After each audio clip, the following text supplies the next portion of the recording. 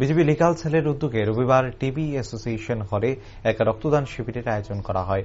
এদিন উক্ত রক্তদান শিবির অনুষ্ঠানে উপস্থিত ছিলেন মুখ্যমন্ত্রী ড মানিক শাহ এবং বিজেপি রাজ্য সভাপতি রাজীব ভট্টাচার্য, বিজেপি লিগাল সেলের কার্যকর্তা ড অশোক সিনহা সহ অন্যান্যরা। মুখ্যমন্ত্রী ড মানিক সাহা অনুষ্ঠানে বক্তব্য রাখতে গিয়ে লিগাল সেল আরও শক্তিশালী হওয়া প্রয়োজন বলে অভিমত ব্যক্ত করেন। তিনি বলেন, কারণ কিছু কিছু ক্ষেত্রে দুর্বলতা রয়েছে, সেবাই আমাদের মূল সংগঠন। মুখ্যমন্ত্রী আরও বলেন, আমাদের যশস্বী প্রধানমন্ত্রী নরেন্দ্র মোদী যে দিশায় কাজ করে চলেছেন তার প্রধান বিষয় হল মানুষের কাছে আমাদের আরও বেশি করে পৌঁছতে হবে। 2018 সালের আগে ত্রিপুরায় শুধু মিছিল আর মিটিং দেখা যেত, কিন্তু 2018 সালের পর সেভাবে মিছিল মিটিং দেখা যায় না। মুখ্যমন্ত্রী লিগাল সেলের উদ্দেশ্যে বলেন, আইন শৃঙ্খলা রক্ষার্থে আমাদের বিশেষ উদ্যোগ গ্রহণ করা।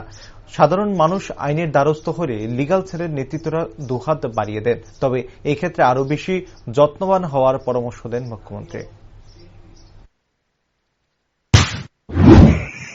এবং সেইভাবে আপনারা কাজও করেন নিঃসন্দেহে, কিন্তু আমাদের আরো বেশি আমার মনে হয় এই লিগাল সেলের আরো যেভাবে শক্তিশালী হওয়া প্রয়োজন তার মধ্যে কিছু না কিছু একটু খামতি আছে।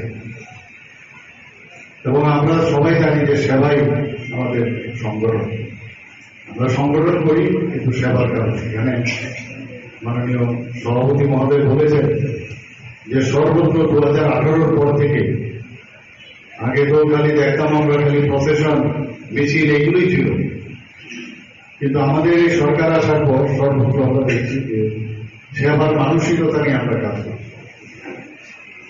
এবং এখানে আমাদের যশস্বী প্রধানমন্ত্রী নরেন্দ্র মোদীজির যে 9 বছর ওনার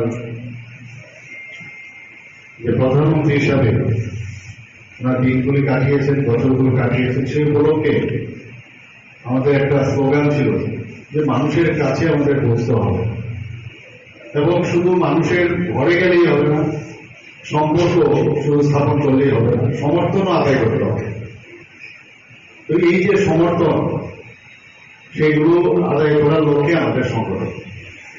আপনাদের একটা বিশাল রোল যখন আইন শৃঙ্খলার বিষয় দাঁড়ায়, যে কথাটা আমি বলার চেষ্টা করেছি যে ওই সময় কিন্তু আপনাদের খুব প্রয়োজন যে আমাদের যারা অন্যান্য ভারতীয় জনতা পার্টি বা সাধারণ মানুষ যখন আইনের